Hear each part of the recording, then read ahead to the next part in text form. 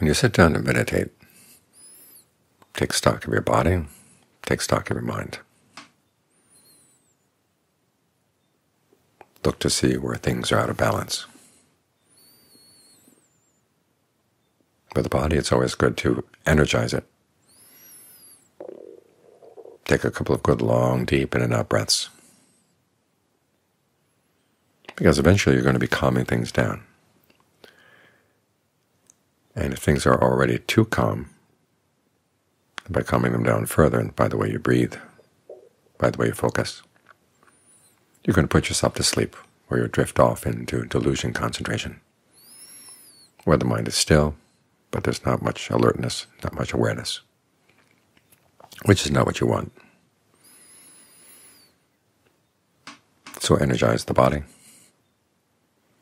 and look at the mind.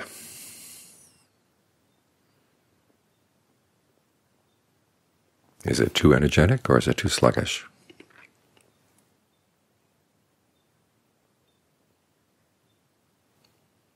And then from that, figure out what needs to be done. If it's too sluggish, think of the Buddha's image of a fire that's beginning to go out. You don't pour more dust and water on the fire. You try to give it fuel. In terms of the factors for awakening, it starts with mindfulness. Remembering that the state of your mind may be affected by things outside. As the pandemic gets long, it's very easy to focus on how long it's been going on and how much longer it looks like it's going to continue.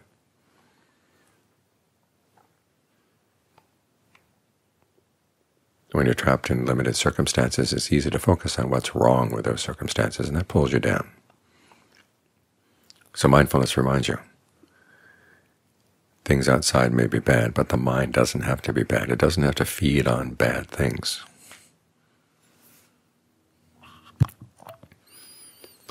So look at what you're feeding on. That's the next step in the energizing factors for awakening, analysis of qualities. Where are you feeding right now?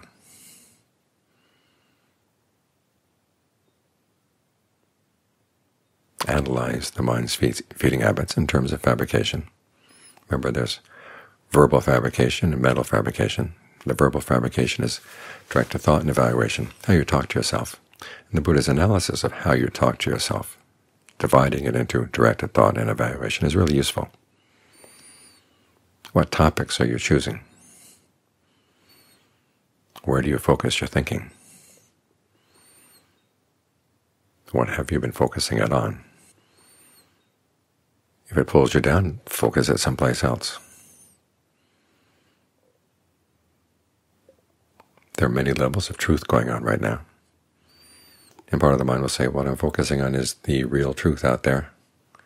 Well, there is the real truth out there, but there are many truths out there. And there are many more truths in the mind. So which truth right now will be energizing? Which place when you focus your thoughts? Remind you that you've got to learn how to energize yourself. You've got to learn how to depend on yourself, to find your resources inside. They are there.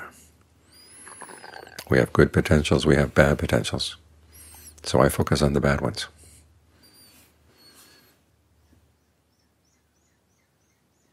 Focus on your desire to find something inside that's of real value.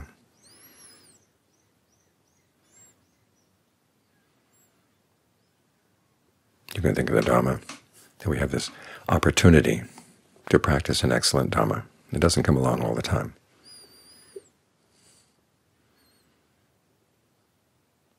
You can think about how much you love yourself.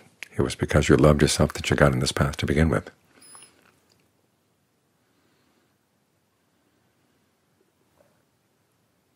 Why would you want to stray off?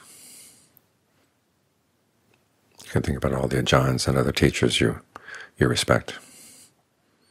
What would they think if they knew that you were allowing yourself to get sluggish like this, to get dispirited like this? They'd be concerned.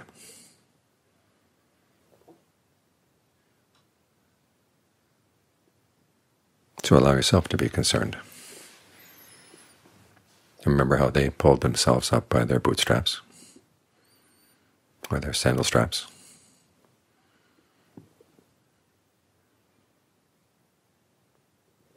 Often they had things a lot worse than we have them right now. And yet they didn't let the circumstances get them down. And John Munn would often remind his students, you have what it takes. To practice, you need the body with its 32 parts. You need a mind that's alert and aware. You've got that.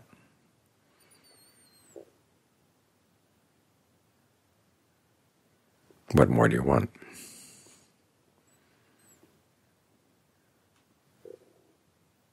So direct your thoughts in the right direction. And as for your sluggish, inducing thoughts, ask yourself, why would you go for them? This is where you go look into that fivefold analysis that the Buddha recommends for any time you're engaged in unskillful thinking. What is the origination of this?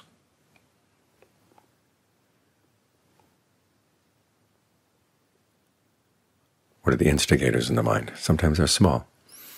They get you thinking in these ways. That's looking for the origination, and then there's looking for the passing away. To keep in this line of thought, you have to maintain it. Otherwise it'll just slip off on its own, drop off on its own. You never pick it up again. Why are you picking it up again? What is its allure? What's attractive about this? And look around until you can find it. And often it'll be something about yourself you don't like. And so you hide it from yourself. But you look at it not to get down on yourself, but to say, oh, I've been falling for something that's really not worth it. You can see the drawbacks of this thinking.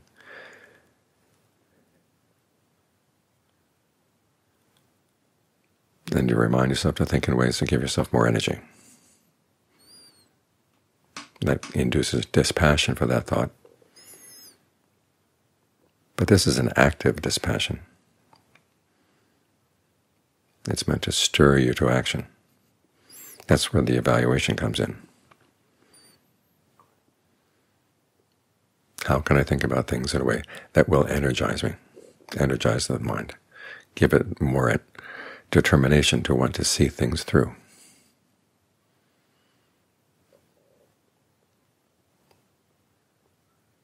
So you apply directed thought and evaluation, and then you look at the perceptions. What are the perceptions lying in the back of the mind? Again, if it's a perception of having borne up with the situation for a long time and facing a long time down the line, ask yourself, why do you have to hold that in mind? Can't you just be with this breath, this breath?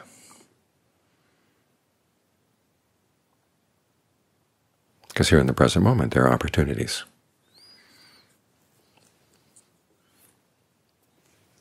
The perception of a bleak future closes off opportunities, but you can open them right here.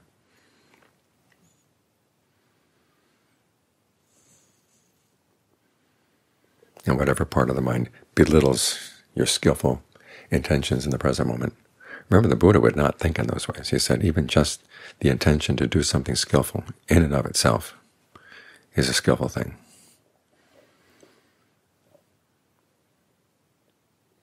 So keep giving rise to that intention.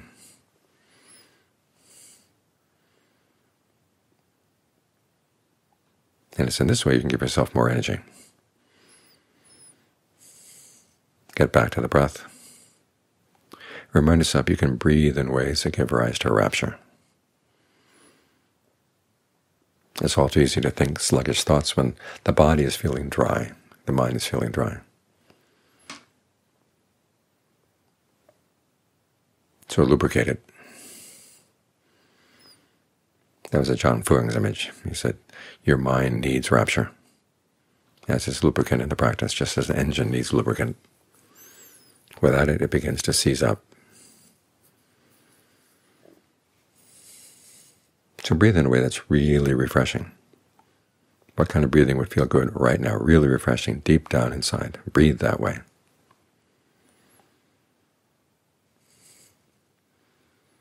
And whatever other chattering is going on in the mind, just keep on breathing that way.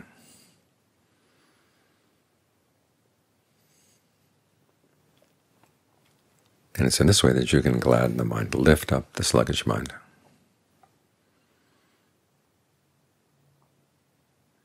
Stoke the fire so that it gives more light.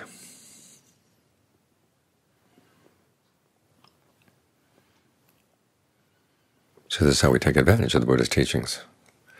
With a statement that we suffer because of our own actions.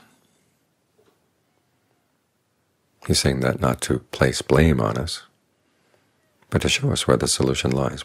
We can change our actions. We can change the way we think. We can change the way we direct our thoughts and evaluate things. Starting with mindfulness, working up through thoughts that are energizing, ways of breathing that are energizing.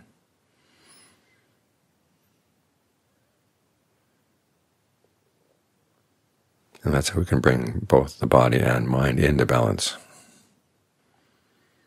with the momentum they need to keep going on the path.